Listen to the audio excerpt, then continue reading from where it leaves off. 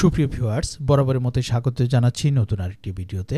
আজকের এই ভিডিওতে আমরা যে বিষয় সম্পর্কে আলোচনা করব সেটি হচ্ছে ডিগ্রি প্রথম বর্ষ 2025 সনে যে পরীক্ষাটি অনুষ্ঠিত হচ্ছে সেই পরীক্ষার অর্থনীতি তৃতীয় পত্র বিষয়ের অধ্যায়ভিত্তিক চূড়ান্ত সাজেশনে আপনাদের সবাইকে স্বাগত জানাচ্ছি এবং সেই সাথে আজকের এই ভিডিওটি যদি আপনারা সম্পূর্ণ দেখেন তাহলে অবশ্যই এখান থেকে সর্বোচ্চ কমন পাবেন। আর পরবর্তী সাজেশনের ভিডিওগুলো পেতে অবশ্যই আমাদের এনইউ ডিগ্রি সাজেশন ইউটিউব চ্যানেলটিকে সাবস্ক্রাইব করে পাশে আসা বেল আইকনটি বাজিয়ে রাখুন। তো সুপ্রিয় ভিউয়ার্স, আমরা আর কথা বলবো না, আমরা সরাসরি চলে যাব আজকের মূল ভিডিওতে। প্রথম অধ্যায় 1 অর্থনৈতিক উন্নয়ন, অর্থনীতি দ্বিতীয় পত্রের। তো এখান থেকে আমরা ক বিভাগ অতি সংক্ষিপ্ত প্রশ্ন এবং উত্তরগুলো দেখে নেব।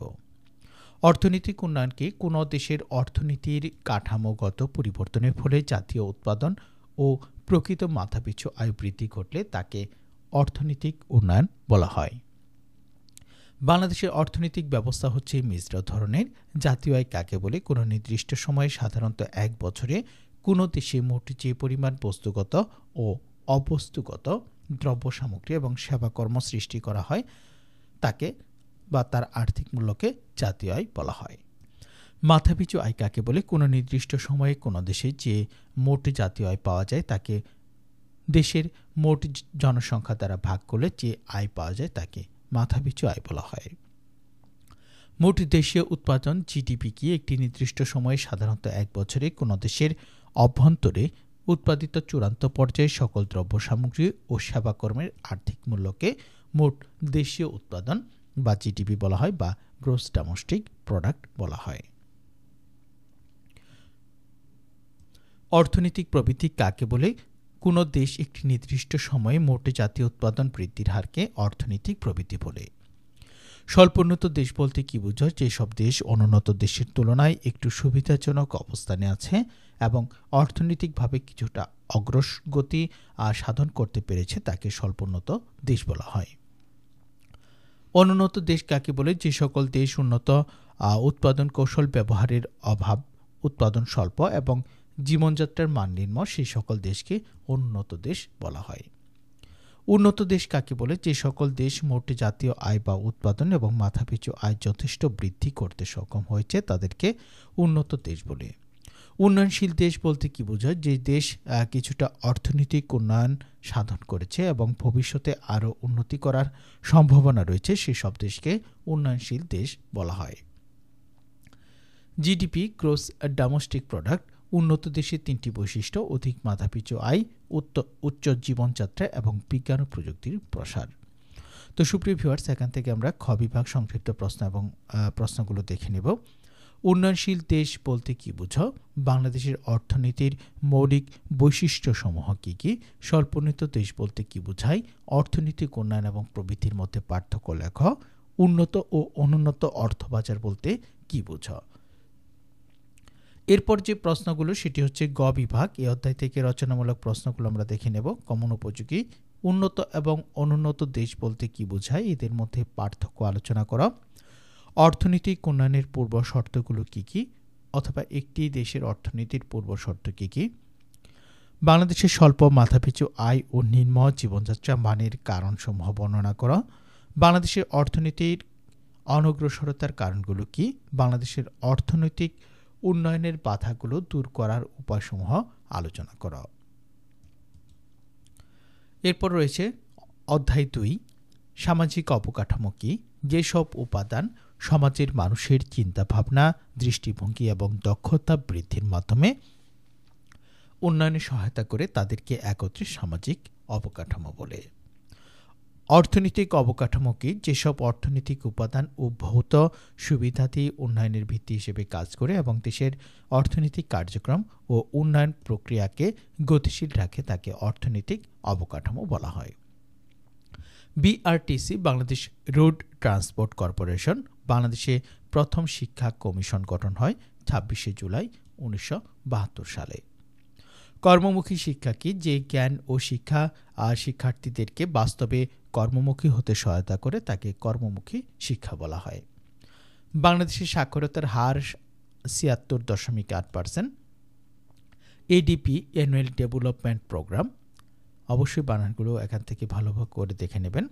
মানব সম্পদ বলতে কি বোঝায়? যে জনশক্তি, উপযুক্ত শিক্ষা, প্রশিক্ষণ ও প্রযুক্তি জ্ঞানে সমৃদ্ধ হয়ে একটি দেশের শ্রমশক্তিতে পরিণত হয় তাকে মানব সম্পদ বলা হয়।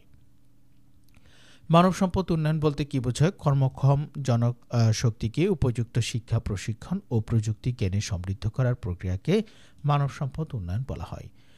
WHO World Health Organization EPI কি? শিশু স্বাস্থ্য রক্ষার জন্য সরকার সব উপজেলায় যেসব কর্মসূচি গ্রহণ করে তাই হচ্ছে ইপিআই কর্মসূচি।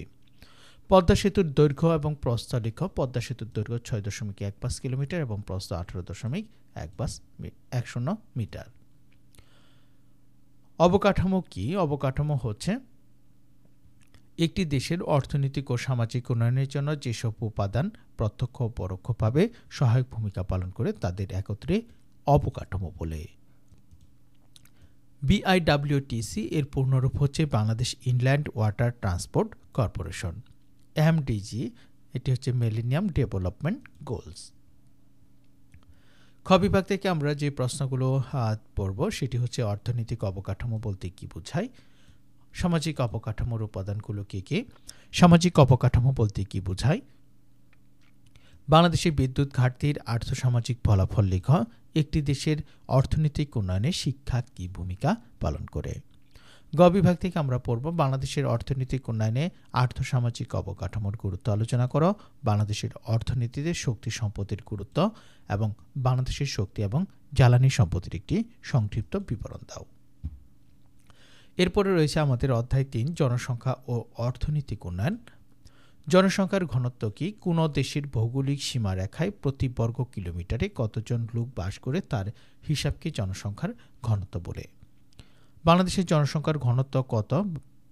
সর্বশেষ তথ্য এটি আপনারা অবশ্যই গুগলে সার্চ করে দেখে নেবেন, কারণ এটি পরিবর্তন হয়। শূন্য জনসংখ্যা বৃদ্ধি কি? একটি নির্দিষ্ট সময়ে সাধারণত এক বছরে জনসংখ্যার জন্মহার ও মৃত্যুহার একই বা সমান হলে তাকে শূন্য জনসংখ্যা বৃদ্ধি বলা হয়।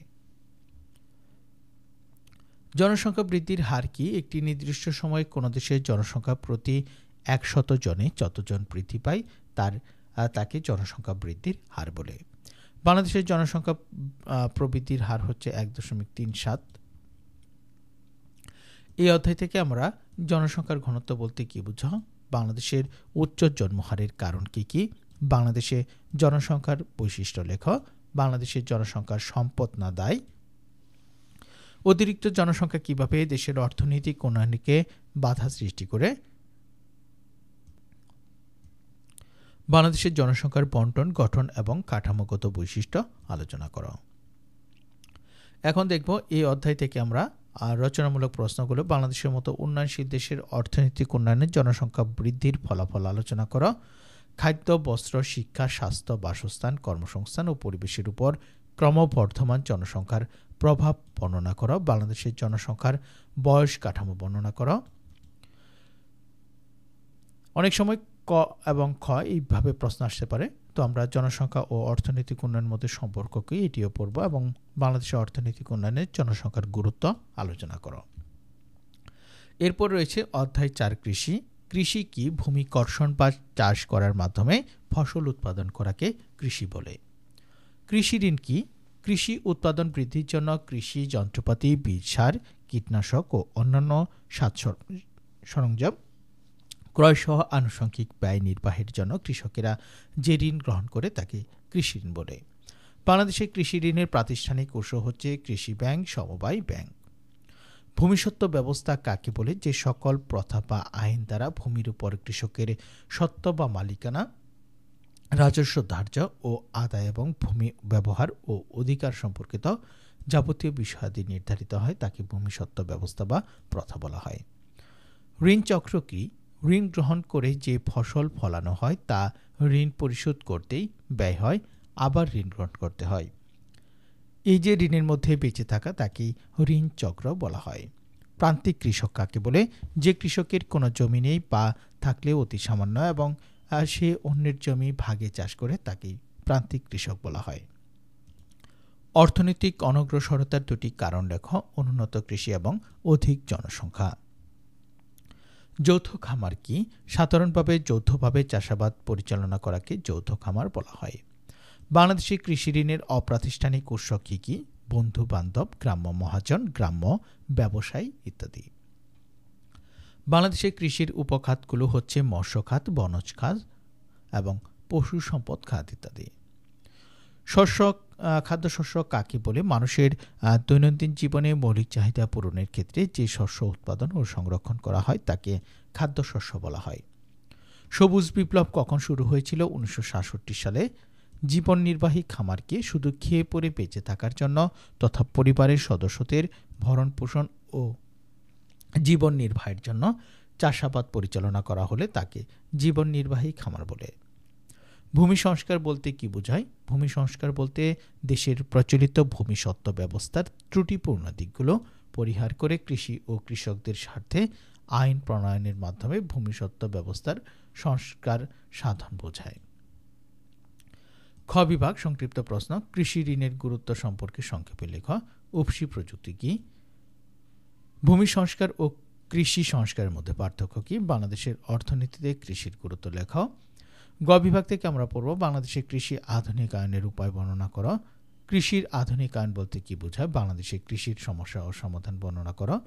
ভূমিস্বত্ব ব্যবস্থা বলতে কি বোঝায়? বাংলাদেশে কৃষির আধুনিকায়নের সমস্যা ও সম্ভাবনা আলোচনা করো।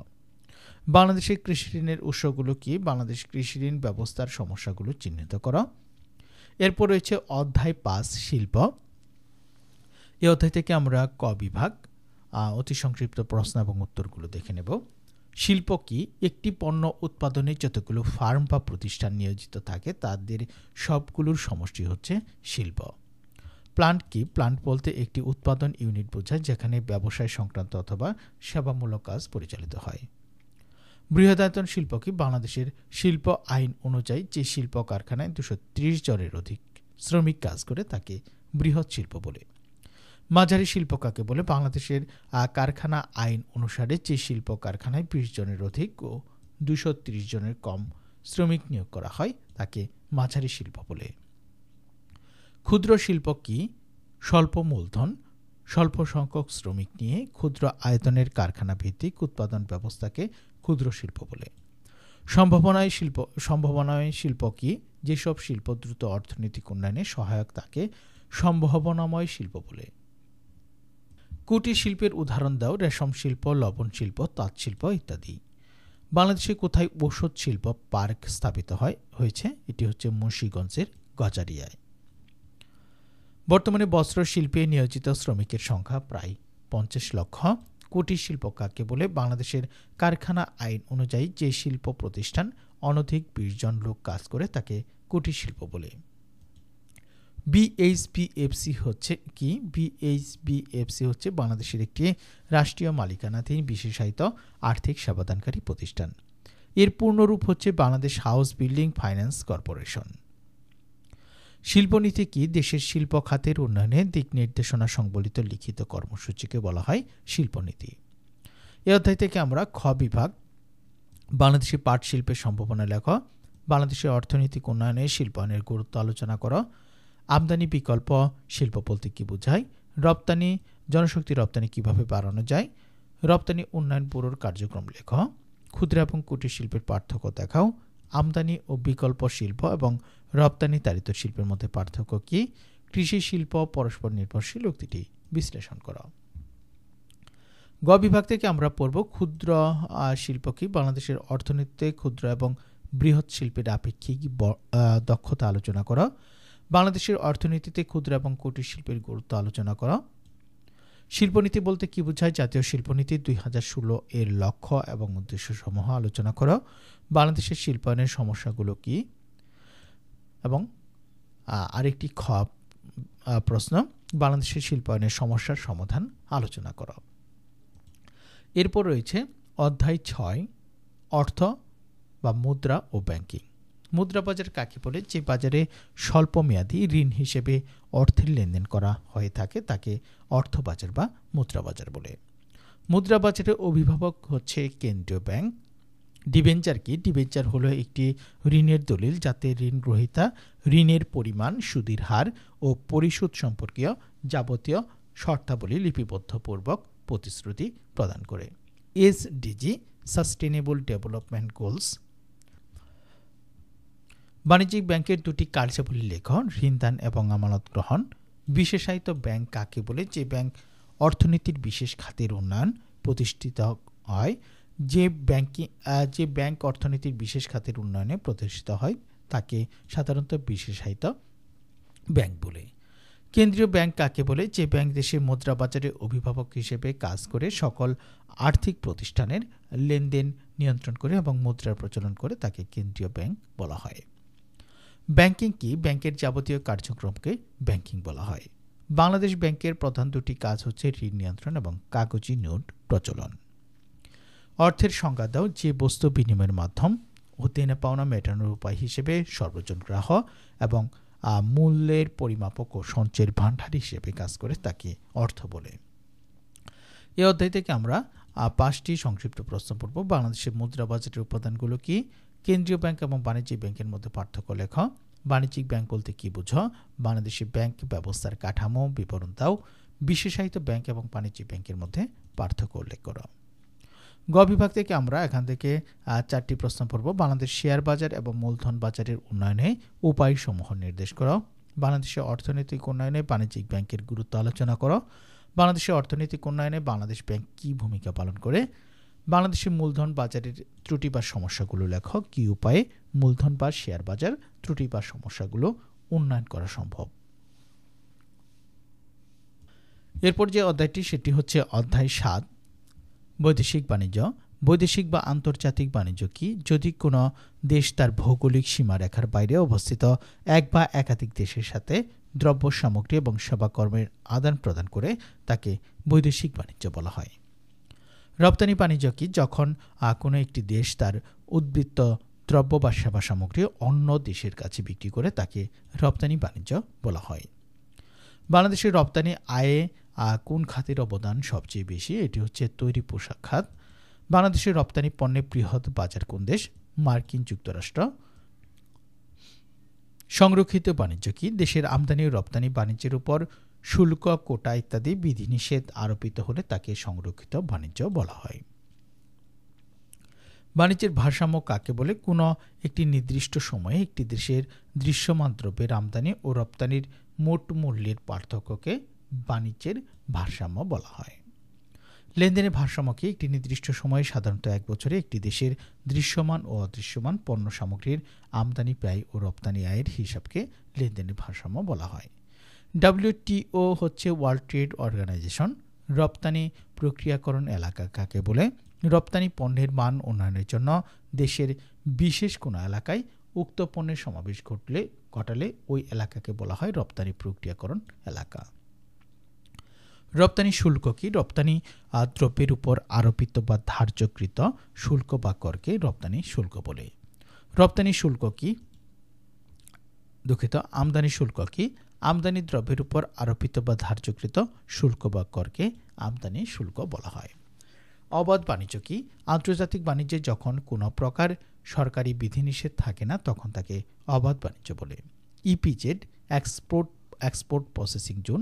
খ বিভাগ থেকে আমরা বাংলাদেশে আন্তর্জাতিক বাণিজ্যিক সমস্যাগুলো চিহ্নিত করো। অবাধ বাণিজ্য কি? বাণিজ্যের ভারসাম্য এবং লেনদেনের ভারসাম্য পার্থক্য লেখ। গ বিভাগ থেকে আমরা পড়ব বাংলাদেশের অর্থনৈতিক উন্নয়নে বৈদেশিক বাণিজ্যের ভূমিকা আলোচনা করো। আন্তর্জাতিক বাণিজ্যের সমস্যা সমাধানের উপায়সমূহ আলোচনা করো।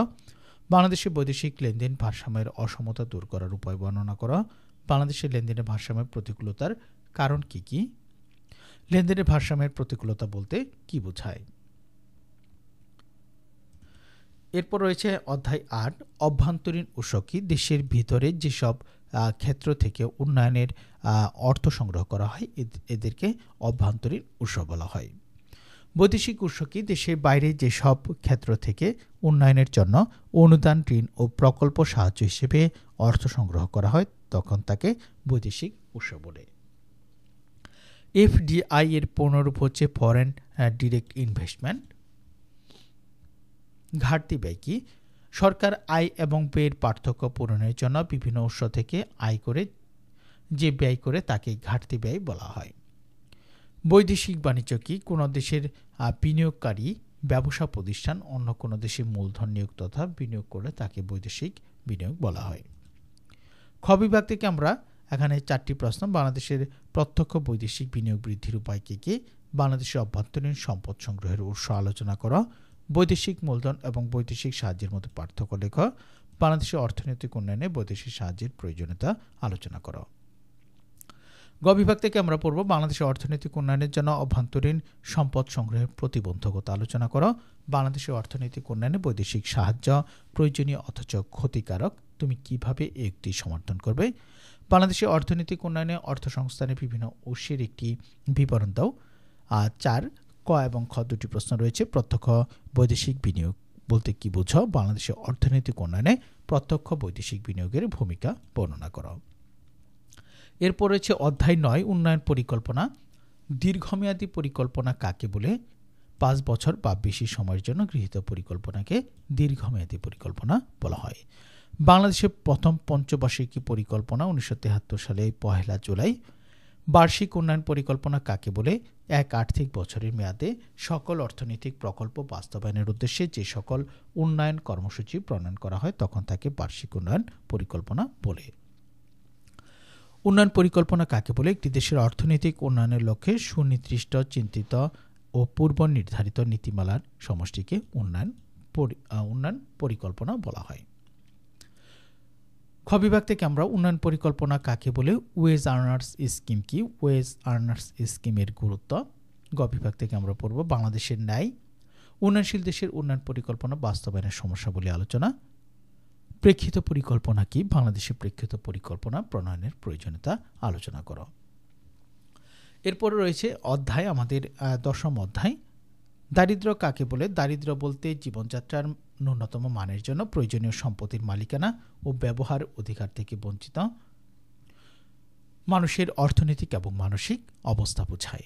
প্রবাসী ব্যাংক কি? যে ব্যাংক প্রবাসীদের রেমিটেন্স গ্রহণ এবং প্রবাসী গমনে ইচ্ছুকদের স্বল্প সুদের ঋণের ব্যবস্থা সহ প্রবাসীদের স্বার্থ দেখাশোনা করে তাকে প্রবাসী কল্যাণ ব্যাংক বলে। দারিদ্র্যের দুষ্টচক্রের ধারণাটি উদ্ভাবককে? অধ্যাপক রাগনার নার্কস। দারিদ্র্যের দুষ্টচক্র কি? দারিদ্র্যের দুষ্টচক্র বলতে এমন একটি পরিস্থিতিকে বোঝায় যেখানে মানুষ দরিদ্রতার কবল থেকে মুক্তি পেতে চাইলেও পরোক্ষভাবে পুনরায় আবারও দরিদ্রতার ভেতরে আবদ্ধ থেকে যায়। সহজ ভাষায় বলতে গেলে দরিদ্র থেকে আরও বেশি দরিদ্র হওয়া থেকে দারিদ্র্যের দুষ্টচক্র বলা হয়। ব্র্যাক এর পুনরূপ হচ্ছে বাংলাদেশ রুরাল অ্যাডভান্সমেন্ট কমিটি। ছদ্মবেশী বেকার কাকে বলে? যেসব শ্রমিকের প্রান্তিক উৎপাদন শূন্য তাকে ছদ্মবেশী বেকার বলে। বাংলাদেশের জনগণের মাথাপিছু আয়, এটি অবশ্যই আপনারা একটু গুগলে সার্চ করে দেখে নেবেন, এই তথ্যগুলো পরিবর্তিত হয়। লালন একাডেমি কোথায় অবস্থিত? কুষ্টিয়াতে। ছদ্মবেশী বেকার কাকে বলে? যেসব শ্রমিকের প্রান্তিক উৎপাদনশীলতা শূন্য তাকে ছদ্মবেশী বেকার বলে। মেধা পাচার বন্ধে দুটি উপায় হচ্ছে সেশন জটমুক্ত করা, দেশের কর্মসংস্থানের সুযোগ সৃষ্টি করা। একটি দেশ দরিদ্র কারণ সে দরিদ্র, উক্তিটি হচ্ছে রাগনা নার্সের। খ বিভাগ থেকে আমরা দারিদ্র্য বিমোচন কি? বাংলাদেশের দারিদ্র্য বিমোচনের উপায়সমূহ সুপারিশ করা। বাংলাদেশের শক্তি সম্পদের উৎসসমূহ কী কী? দারিদ্র্যের দুষ্টচক্রের ধারণাটি চিত্রের সাহায্যে ব্যাখ্যা করা। এবং গ বিভাগ থেকে আমরা বাংলাদেশের দারিদ্র্য বিমোচনে বিভিন্ন বেসরকারি সংস্থাসমূহের কর্মসূচি আলোচনা করা। বাংলাদেশের মানব সম্পদ উন্নয়নে সরকারের গৃহীত পদক্ষেপগুলো বিবরণ দাও এবং মানব সম্পদ কি? বাংলাদেশের মানব সম্পদ উন্নয়নে প্রয়োজনীয়তা আলোচনা করা। তো সুপ্রিয় ভিউয়ার্স, এই ছিল ডিগ্রি প্রথম বর্ষের অর্থনীতি দ্বিতীয় পত্রের অধ্যায়ভিত্তিক সাজেশন। পরবর্তী সাজেশনের ভিডিওগুলো পেতে অবশ্যই চ্যানেলটিকে সাবস্ক্রাইব করে পাশে আসা বেল আইকনটি বাজিয়ে রাখুন।